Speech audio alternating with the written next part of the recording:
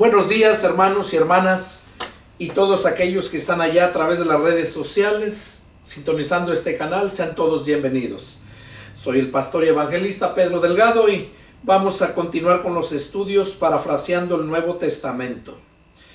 Vamos a dar inicio a la epístola de San Pablo a Timoteo, primera epístola a Timoteo, empezando en el capítulo 1. Va a ser el estudio número 1 de Timoteo. Vamos a darle lectura, pero antes quiero darles las gracias por sintonizarnos en este canal y invitarlos a que sigan adelante y que si tienen alguna pregunta, algún comentario, háganlo y con gusto atenderé a su llamado. Bueno, vamos a dar inicio a la lectura. Dice así la palabra del Señor. Pablo, apóstol de Jesucristo, por mandato de Dios, nuestro Salvador, y del Señor Jesucristo, nuestra esperanza.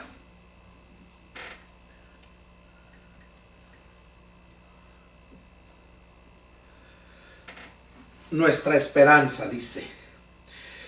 A Timoteo, verdadero hijo en la fe, gracia, misericordia y paz de Dios nuestro Padre y de Cristo Jesús nuestro Señor.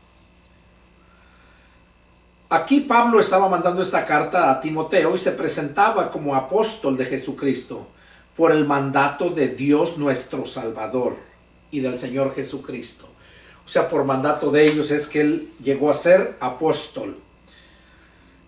Y va dirigida a Timoteo, dice que es su hijo en la fe. Y lo manda es las bendiciones. Y luego le dice, verso 3. Como te rogué que te quedases en Éfeso cuando fui a Macedonia, para que mandases a algunos que no enseñasen diferente doctrina, ni presten atención a fábulas y genealogías interminables, que acarrean disputas más bien que edificación de Dios, que es por fe. Así te encargo ahora, pues el propósito de este mandamiento es el amor, nacido de corazón limpio, y de buena conciencia, y de fe no fingida. Bueno, Pablo aquí le manda esta carta a Timoteo y le hace recordar que así como le rogó que se quedara, dice, en Éfeso, cuando él fue a Macedonia, le rogó que se quedara en Éfeso, en la iglesia. Dice, para que mandara a algunos de los que andaban ahí hablando, predicando, que no enseñaran diferente doctrina. Claro, no puedes enseñar diferente doctrina, porque ¿qué pasa si alguno recibe diferente doctrina y no es la doctrina de Cristo? Bueno, allá en 2 de Juan, versos 9, 10 y 11, dice que si alguno se extravía y no persevera en la doctrina de Cristo, no tiene a Dios. Y el que persevera en la doctrina de Cristo, ese sí tiene al Padre y al Hijo. Esta enseñanza que Pablo le había dado a Timoteo, y que como hijo suyo en la fe, y como compañero de milicia, andaba él predicando con Pablo, y cuando se formaba alguna iglesia, Timoteo se quedaba de pastor. Y aquí vemos, le está recordando Pablo a Timoteo, le dice, como te rogué que te quedases en Éfeso cuando fui a Macedonia, para que mandaras a algunos que no enseñasen diferente doctrina. Hoy en día, hay infinidad de doctrinas, muchas doctrinas, y cada doctrina tiene su nombre. El que formó esa doctrina, una religión, y entre ellas no concuerdan. ¿Por qué? Pues que no, Dios es uno y la enseñanza de Dios es una. ¿Que no el evangelio es único? Pablo dice, no es que haya otro evangelio, sino es que algunos pervierten el evangelio, lo distorsionan, poniendo sus puntos de vista poniendo sus dogmas, poniendo su entendimiento de ellos y no de acuerdo a la palabra de Dios. Por esta razón, Pablo aquí les menciona que no enseñaran diferente doctrina. Y como les dije, ahí el apóstol Juan, en la segunda carta, nos dice bien claro, ¿verdad?, que si alguno se extravía y no persevera en la doctrina de Cristo, dice, ese no tiene a Dios. Y el que persevera, aquí está segunda de Juan, dice, cualquiera que se extravía y no persevera en la doctrina de Cristo no tiene a Dios. El que persevera en la doctrina de Cristo, ese sí tiene al Padre y al Hijo. Entonces, ¿cómo es que van a perseverar en la doctrina de Cristo si no han recibido la doctrina de Cristo? Muchos cristianos que se dicen cristianos han recibido doctrinas de hombres. Por ejemplo, yo recibí la doctrina de los testigos de Jehová allá en el año 91, del 15 de febrero del 91, porque el 14 llegaron a mi casa a hablarle a mi esposa. Y ella me comentó, y el 15 fue cuando llegaron, porque ella les había dicho que fueran al otro día en la mañana. Fue el sábado 15 de febrero del 91, hasta el 10 de agosto del 92. Todo ese tiempo yo recibí la doctrina de los testigos de Jehová.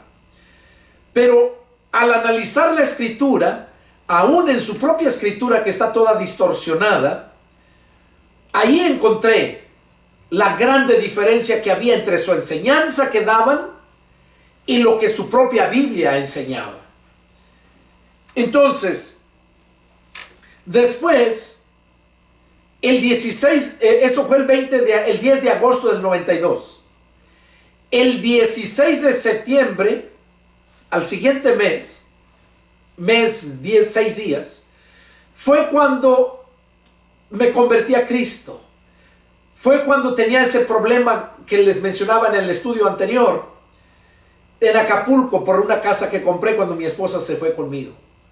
Entonces, por medio de esa casa, yo iba a ir a causar mucho daño a esa gente porque ya llevaba 6 años el juicio y las autoridades, los jueces corruptos. Total que ese día yo salía para Acapulco en la noche. A las 12 de la noche era la salida, manejando. Tenía la camioneta llena de lo que necesitaba para terminar con aquella gente. Y mi familia de allá de la Sierra de Atoyac estaban esperándome para acabar con todos. Pero Dios no me dejó. Yo le eché la culpa a Él porque yo leí su palabra y Él decía que era un Dios justo. Y yo le decía, ¿dónde está tu justicia? ¿Por qué permites que me roben esa casa? Tú sabes que la compré. Y yo le dije, tú tienes la culpa de esto que voy a hacer. Tú sabes que mi familia han querido acabar con todos ellos y yo no he querido porque yo he leído tu palabra y tu palabra dice que eres un Dios justo. Y ahora me obligan a hacer lo que yo no quiero hacer. Y tú tienes la culpa. Y nunca se me olvida cómo esa noche o en la tarde, eran las 6 de la tarde, cuando sonó el teléfono. Iban a ser las 6, todavía no eran exactamente, porque llegamos allá como a las 6:30, a la iglesia, que habían organizado una campaña. Una llamada telefónica invitando a una señora que vivía con nosotros ahí, vivíamos 2 familias en la casa, y era la dueña de la casa invitando a la señora a su iglesia, que porque tenían una campaña evangelística. Era la primera iglesia bautista de la ciudad de Fontana, California. Ahí estaba, por cierto, el pastor en ese tiempo, era el pastor Aurelio Vallejo. Ese fue mi primer pastor como cristiano cuando yo me convertí a Cristo. Él era el pastor ahí. Y nunca se me olvida cómo llegamos allá. Llegamos y allí escuchaba yo, cuando llegamos ya estaban terminando las alabanzas. Y ya luego enseguida le dieron lugar al hombre que iba a predicar. Un predicador de Corpus Christi, se nombraba Sammy Fuentes, o se llama, no sé si todavía viva. De hecho, yo vivo aquí en San Antonio y él vive en Houston, en Corpus Christi. Entonces, él estuvo predicando Y cuando este hombre estaba predicando, hagan de cuenta que alguien le platicó mi vida, mi problema, lo que yo estaba pasando, a tal grado que cuando yo escuché lo que estaba predicando, yo dije entre mí, y este hijo de tal por cual, así, bien mal hablado, ¿quién le contó mi problema? ¿Cómo sabe? Y ahí le eché la culpa a la señora, a la que estaban invitando, la que vivía con nosotros, con su esposo y la familia, pues era un matrimonio con un niño.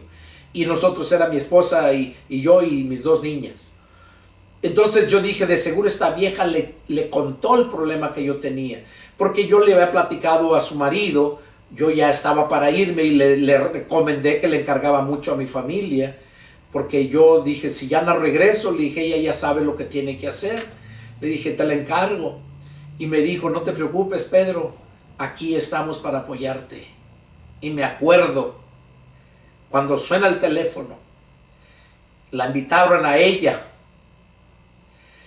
Y ella se negó. Iban a ser las 6, estábamos comiendo. Y recuerdo como en el comedor, mis niñas estaban en el cuarto y mi esposa y yo en el comedor. Y de repente una de las niñas empezó a llorar porque estaban durmiendo. Y una lloró y se levanta mi esposa y va al baño, al cuarto para ver qué pasaba. Y en ese momento salió la señora de su cuarto y atravesó la sala. Iba a la cocina a agarrar algo al refrigerador. Iba atravesando la sala cuando suena el teléfono. En aquel tiempo no había celulares, más que aquellos animalazos que los ricos traían solamente. Y sonó el teléfono en la sala, ella contestó.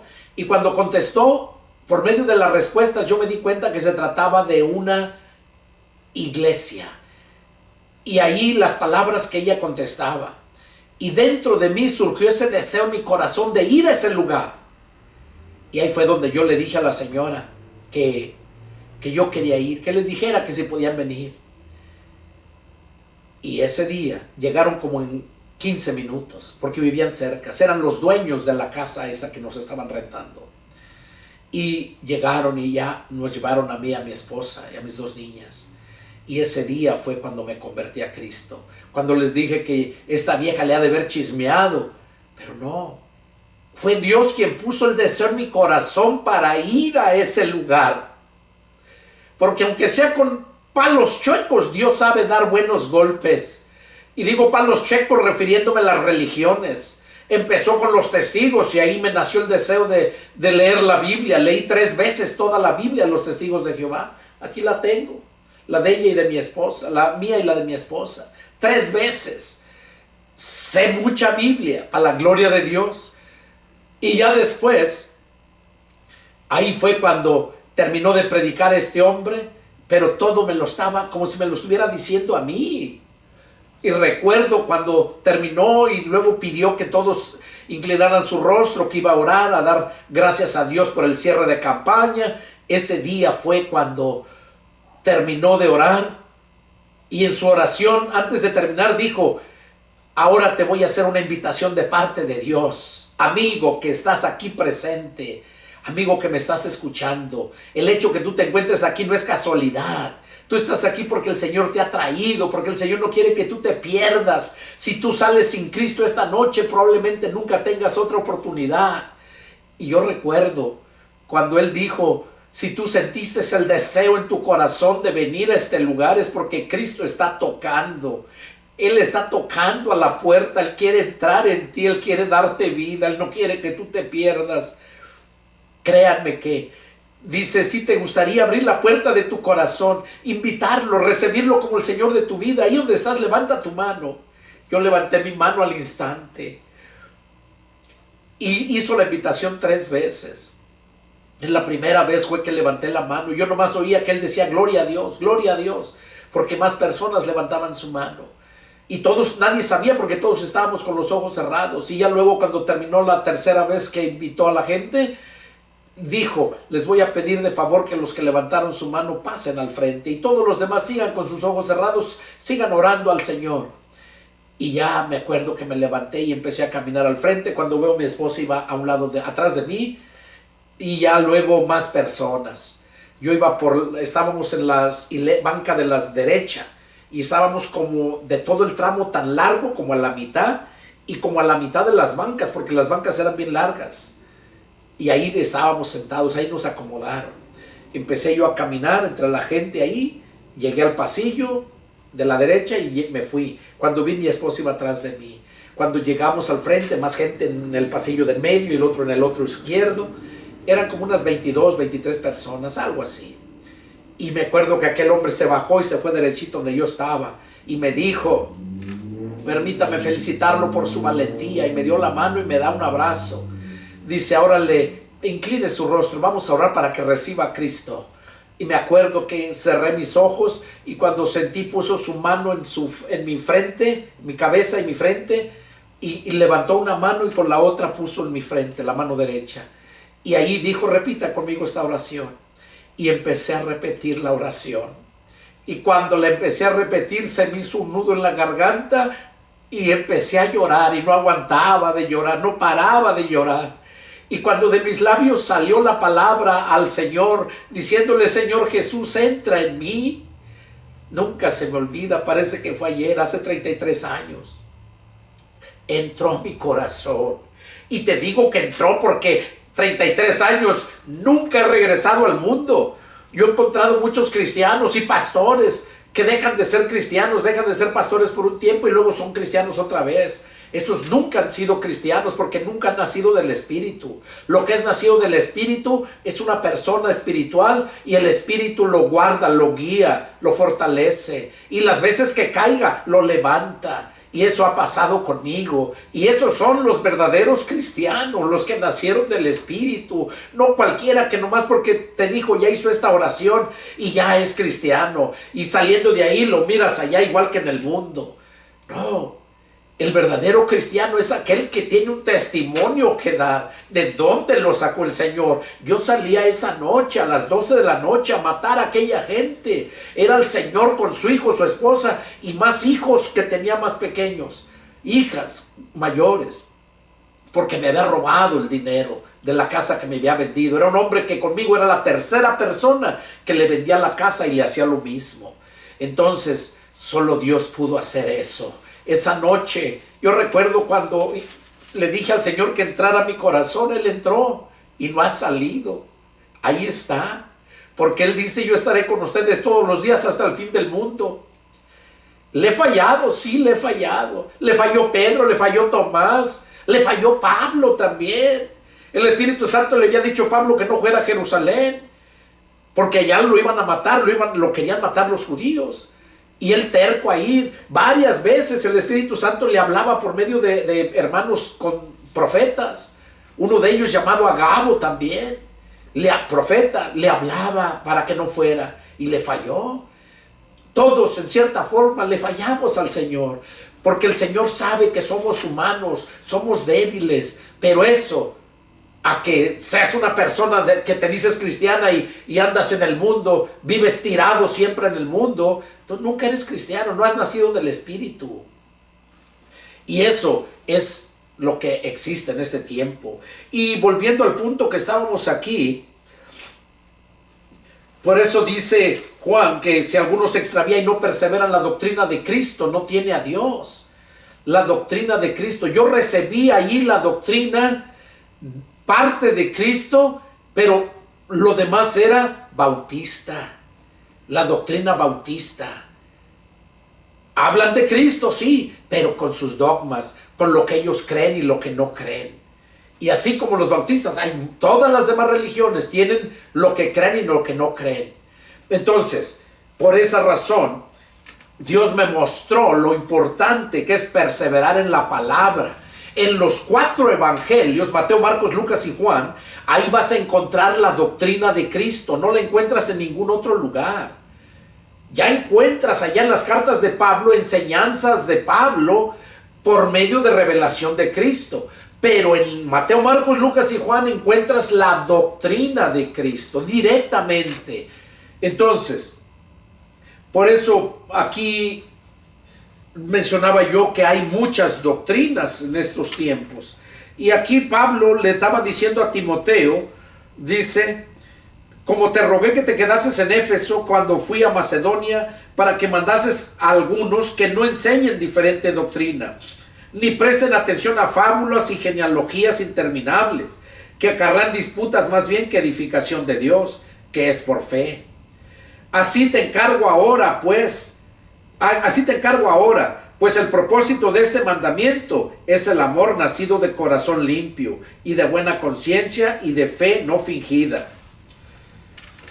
Pablo le estaba dando recomendaciones a Timoteo cómo debería de dirigir allá a la iglesia en Éfeso. Verso 6. De las cuales cosas, desviándose algunos, se apartaron a vana palabrería, queriendo ser doctores de la ley, sin entender ni lo que hablan ni lo que afirman. Y esto que está diciendo aquí, que quieren ser doctores de la ley, hay muchos, hoy en día, hay muchos que se dicen apóstoles. Hay muchos que ya tienen doctorados y no curan ni una enfermedad. Doctorados, personas que usan su propio intelecto, pura palabrería, y son doctores. Y yo conozco muchos que se dicen de allá de México y de aquí de Estados Unidos que son doctores, y no se compara nada a los verdaderos doctores de la ley, como Gamaliel, el que instruyó a los pies a Pablo, el que instruyó a Pablo se llamaba Gamaliel, era un doctor de la ley. Ese sí era un doctor de la ley, no era mugres como ahora que se dicen doctores y son gente religiosa que predican su religión. ¿Qué doctores van a ser de la ley? Porque si ciertamente no estamos bajo la ley, pero estamos bajo la ley de Cristo.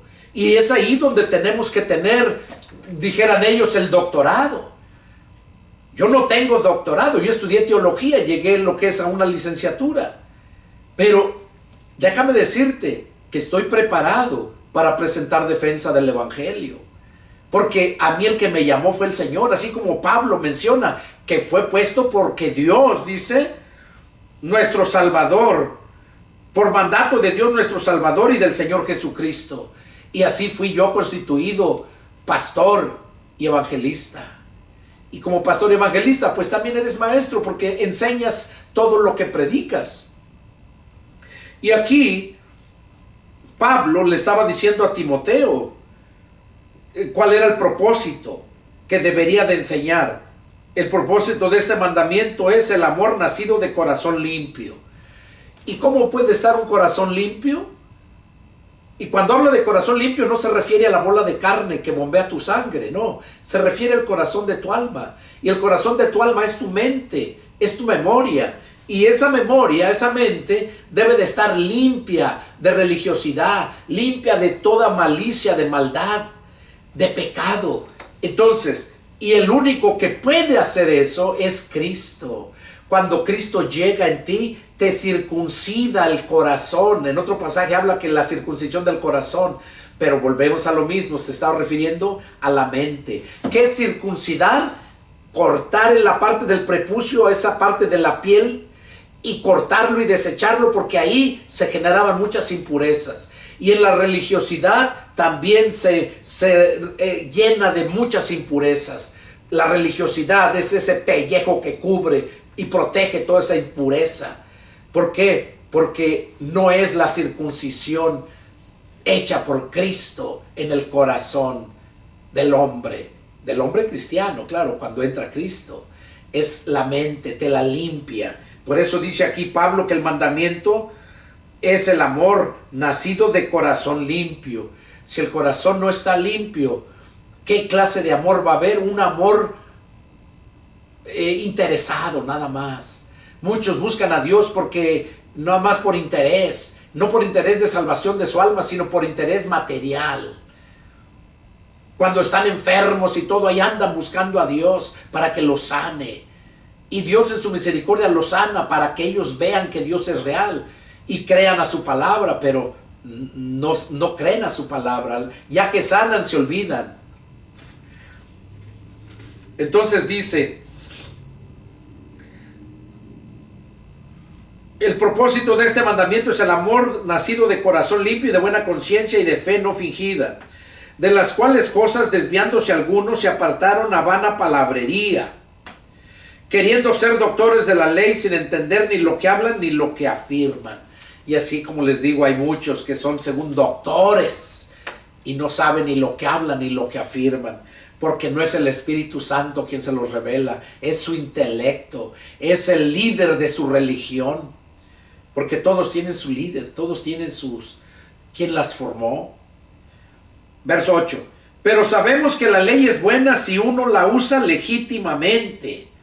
O sea, la ley es buena, pero si la usas legítimamente, legítimamente quiere decir en la extensión de sus contextos, entonces sí es buena. Pero si la tergiversas, así como el diablo, entonces no es buena la ley así, ya tergiversada. Es como, Pedro lo dice, que es como la leche adulterada, que nosotros debemos desear, así como los niños, la leche espiritual no adulterada.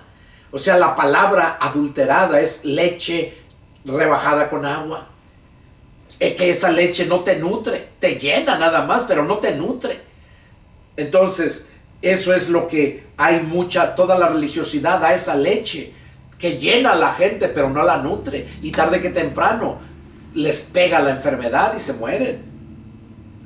Dice verso 9, conociendo esto, que la ley no fue dada para el justo, sino para los transgresores y desobedientes, para los impíos y pecadores, para los irreverentes y profanos, para los parricidas y matricidas, para los homicidas, para los fornicarios, para los sodomitas, o sea, los maricones, los gays, los homosexuales, esos son los sodomitas. Se les dice sodomitas porque las ciudades Sodoma y de Gomorra fueron destruidas precisamente porque desde el más pequeño hasta el anciano eran afeminados, todos, mujeres y hombres, lesbianas y afeminados. Entonces, por esa razón fue que fueron destruidos. Y dice aquí para los fornicarios, para los sodomitas, para los secuestradores, para los mentirosos y perjuros, y para cuantos se opongan a la sana doctrina. Para todos los que se opongan a la sana doctrina, para ellos, dice, para ellos es la ley. Y según el glorioso evangelio del Dios bendito, que a mí me ha sido encomendado. Eso, según el glorioso evangelio. ¿Por qué? Porque por medio del evangelio es que descubren, entienden, conocen cuál es el propósito del evangelio. Pablo dice, Romanos capítulo 1, ahí menciona, no recuerdo el versículo, pero ahí está, capítulo 1, dice, porque no me avergüenzo del evangelio, porque es poder de Dios para salvación. Fíjense lo que dice, no me avergüenzo del evangelio, porque es poder de Dios, aquí está.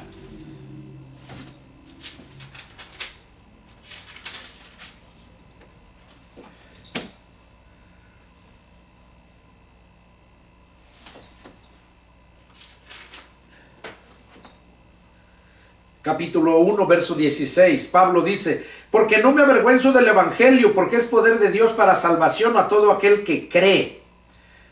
O sea, el evangelio es el poder que usa Dios para salvar a todos aquellos que lo creen. A esos son los que les hace efecto el poder del evangelio, cuando lo creemos. Y dice al judío primeramente y también al griego. O sea, primero era para los judíos, pero como lo desecharon, entonces Dios, para provocarlos a celo, dice, entonces envió a los gentiles. Dice, porque en el evangelio la justicia de Dios se revela por fe y para fe, como está escrito, mas el justo por la fe vivirá. Mas el justo por la fe vivirá. Entonces ahí vemos que el evangelio es para eso. Seguimos, verso 12. Doy gracias al que me fortaleció, a Cristo Jesús nuestro Señor, porque me tuvo por fiel, poniéndome en el ministerio, habiendo yo sido antes blasfemo, perseguidor e injuriador, mas fui recibido a misericordia, porque lo hice por ignorancia, en incredulidad. O sea, Pablo está aquí reconociendo y le da gracias a Dios porque lo llamó a ese ministerio. Dice, porque él Él era antes, dice, blasfemo. Era perseguidor e injuriador. Pero fue recibido a misericordia. ¿Por qué fue recibido a misericordia? Porque lo hizo por ignorancia, en la incredulidad. Pero la gracia de nuestro Señor fue más abundante con la fe y el amor que es en Cristo Jesús. O sea, la gracia, el regalo. Dios nos da la oportunidad de ser hijos de Dios, de ser salvos, de ser perdonados por la fe en el Hijo de Dios, que es en Cristo Jesús. Y ahí Pablo está reconociendo, y así como dice aquí, antes era blasfemo. ¿Quién no era blasfemo? Yo era un blasfemo. Yo era un burlador. Me burlaba de los aleluyas de todos ellos. Injuriador. Pues no les decía maldiciones, pero sí me burlaba de ellos.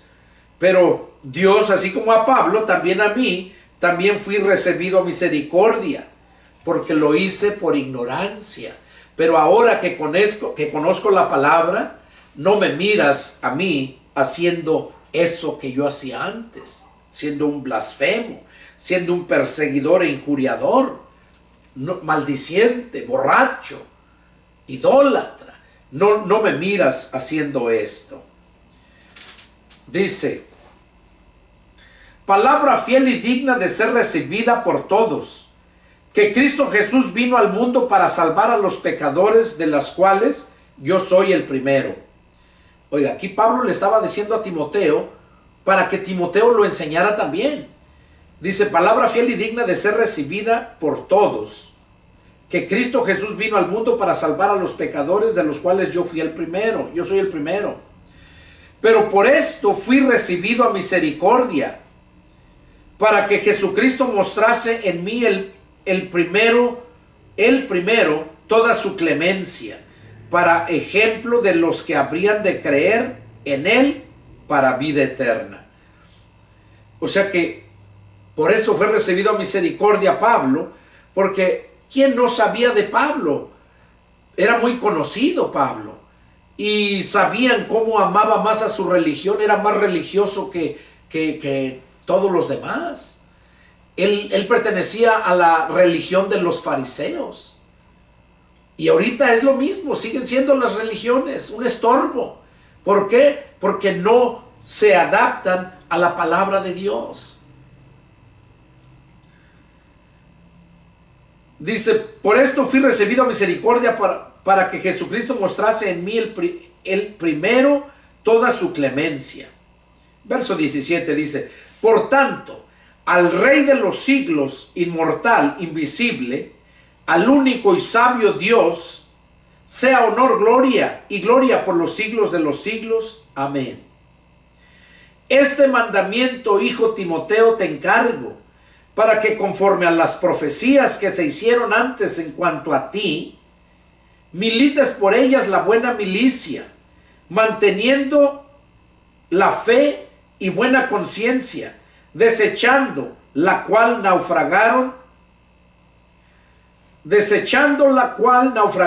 en cuanto a la fe algunos, de los cuales son Himeneo y Alejandro, a quienes entregué a Satanás para que aprendan a no blasfemar.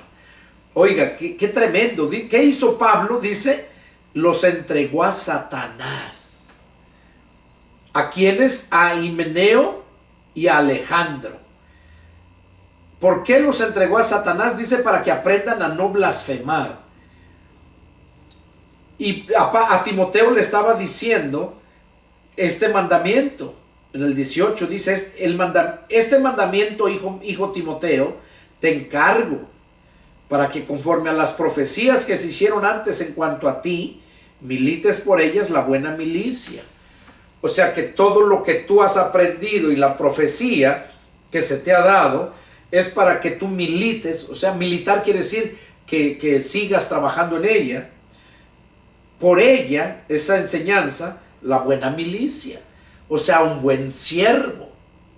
Una militar es servir. La buena milicia es un buen servicio. Manteniendo la fe. Porque si no es por fe, Pablo dijo que por fe andamos, no por vista. Si no es por fe, de nada vale.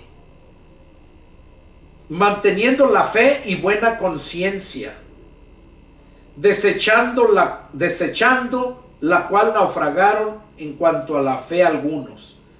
O sea, desecharon la fe y naufragaron algunos. Y aquí dice quiénes, de los cuales son Himeneo y Alejandro.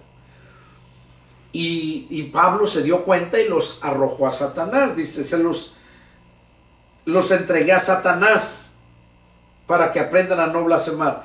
Quiero explicarles algo respecto a este punto. ¿Qué es que se los entregó a Satanás? Bueno, eso de que se los entregó a Satanás es de que los expulsó de la iglesia. Y aunque fueran a otra iglesia, ya estaba notificado en las demás iglesias que a esos hombres no les permitieran entrar, porque habían sido expulsados. Al sacarlos de la iglesia, de la congregación, afuera del templo está el mundo. Y el mundo está bajo el dominio de Satanás. Entonces, cuando dice Pablo que se los entregó a Satanás, quiere decir que los expulsó al mundo de donde pertenecían, para que no estuvieran contaminando ni blasfemando de lo que no conocen, y por lo que conocen se pervierten. Entonces, eso es lo que Pablo estaba diciéndoles aquí. Sigue diciendo: exhorto ante todo a que se hagan rogativas, oraciones, peticiones y acciones de gracias por todos los hombres. Le estaba diciendo a Timoteo que hiciera esto, que hiciera rogativas, o sea, que rogaran a Dios en oraciones, peticiones y acción de gracias por todos los hombres, por los reyes y por todos los que están en eminencia, para que vivamos quieta y reposadamente en toda piedad y honestidad. O sea, que oremos por los, ahí le estaba diciendo a Timoteo, y nos lo dice también a nosotros, por los reyes, en este caso sería aquí los presidentes, los que están en eminencia, o sea, los que están en el mando, para que vivamos quieta y reposadamente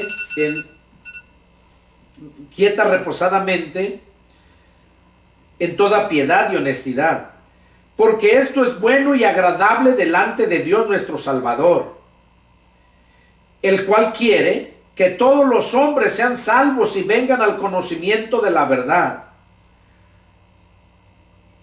Fíjense cómo aquí Pablo estaba diciendo bien claro que Dios, que oremos para que haya paz, haya tranquilidad, para que vivamos quieta y reposadamente en toda piedad y honestidad. Dice, porque esto es bueno y agradable delante de Dios nuestro Salvador. Eso es bueno, que vivamos en paz. El cual, o sea, Dios quiere que todos los hombres sean salvos. O sea, Dios no quiere que la gente vaya al infierno y después del infierno al lago de fuego. No, Dios quiere que vayas al paraíso y después del paraíso a los cielos nuevos y la tierra nueva para disfrutar la vida eterna. Eso es lo que Dios quiere, y aquí lo dice, el cual quiere que todos los hombres sean salvos y vengan al conocimiento de la verdad. O sea, ¿cuál es el conocimiento de la verdad? Que conozcas a Cristo, porque Cristo es la verdad. Que conozcas la palabra, porque la palabra es la verdad. Jesús lo dijo, Juan 17:17, santifícalos en tu verdad.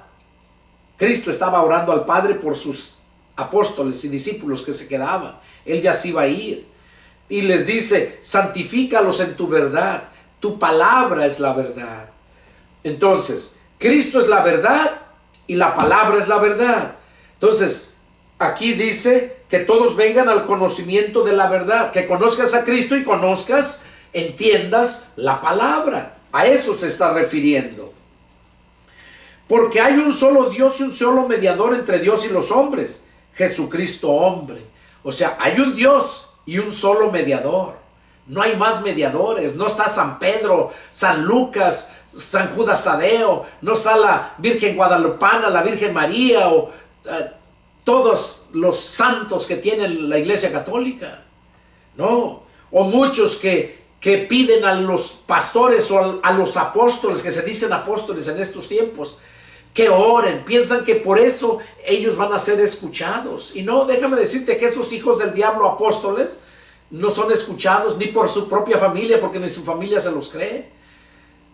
Solamente lo creen todos aquellos ignorantes que desconocen la palabra de Dios, que ignoran la palabra. Por eso digo ignorantes. Dice que hay un solo Dios, un solo mediador entre Dios y los hombres, que es Jesucristo hombre, el cual, o sea, el hombre, Jesucristo hombre, se dio a sí mismo en rescate por todos, de los cuales se dio testimonio a su debido tiempo. O sea, Cristo se dio en rescate por todos, para salvar a toda la humanidad.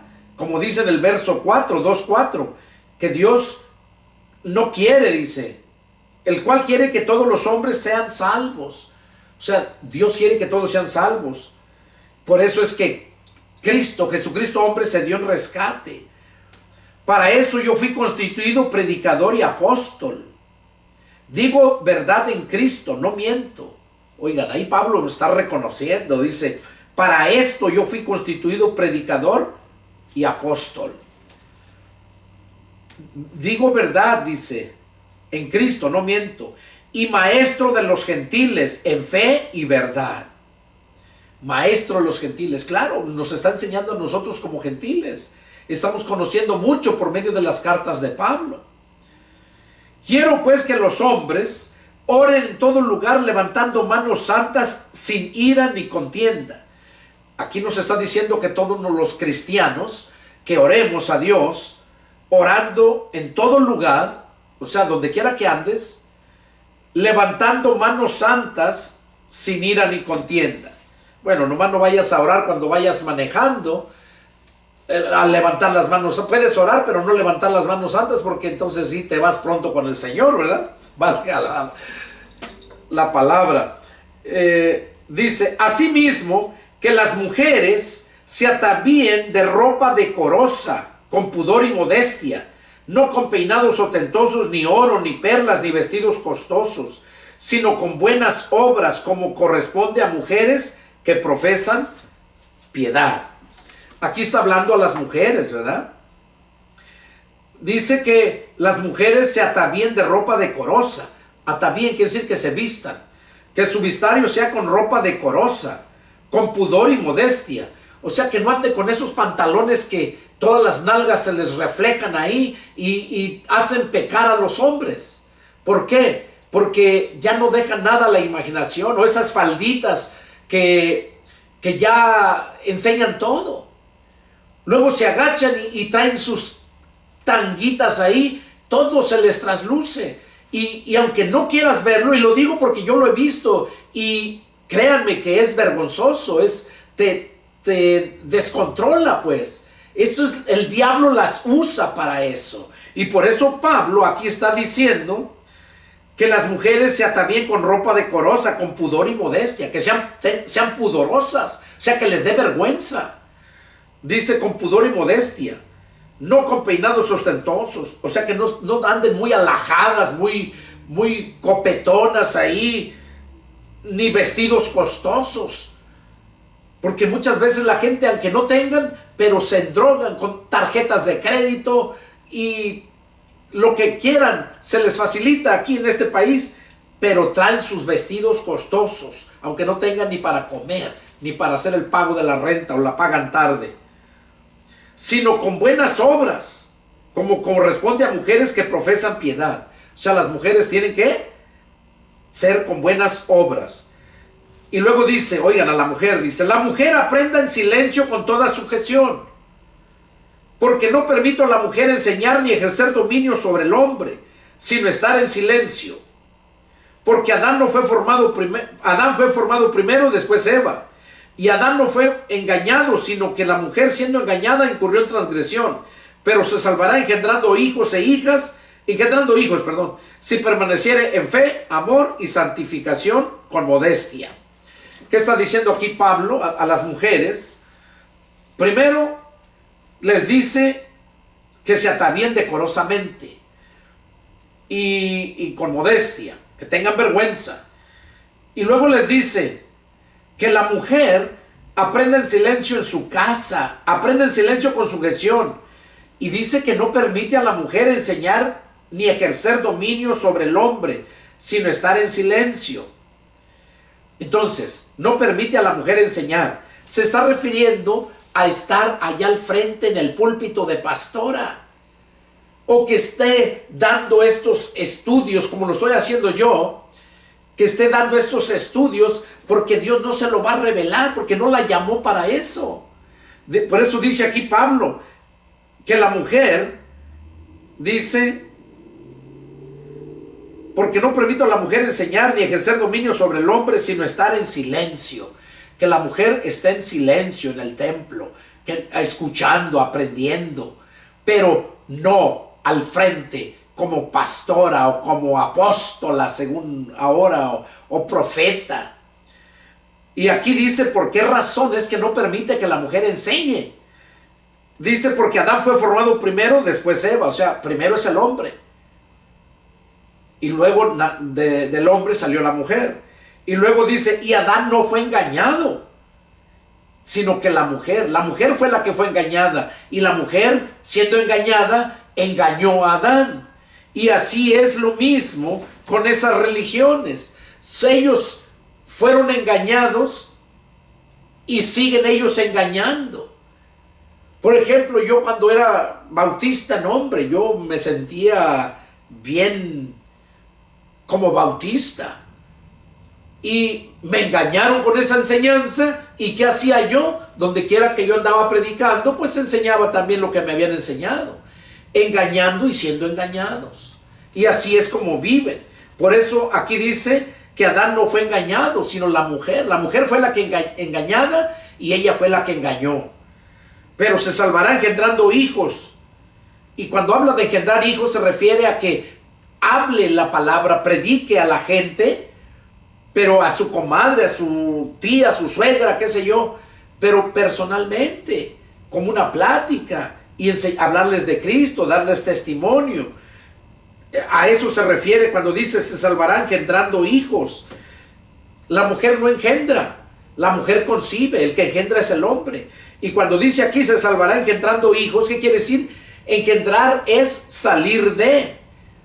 Que los cristianos, que ella al predicar a las personas, no en un púlpito, no en un templo, sino individualmente a la gente, dice, pero se salvará engendrando hijos, o sea, hablándoles, y que los que se conviertan a Cristo, que nazcan de nuevo, por la palabra que ella predique, pues vienen siendo sus hijos, como lo leímos ahí con Pablo a Timoteo, que era su hijo, porque lo engendró él por medio de la palabra. A eso se refiere aquí, que la mujer se salvará engendrando hijos, pero no nada más porque gane almas, no. Dice, si permaneciere en fe, o sea, tiene que permanecer en fe, amor y santificación. O sea, tener fe, tener amor y vivir en santidad, con modestia. Eso es lo que dice. Bueno, hermanos, todo tiene un principio, todo tiene un fin. Hemos llegado al fin de este estudio, el estudio número 1, y vamos a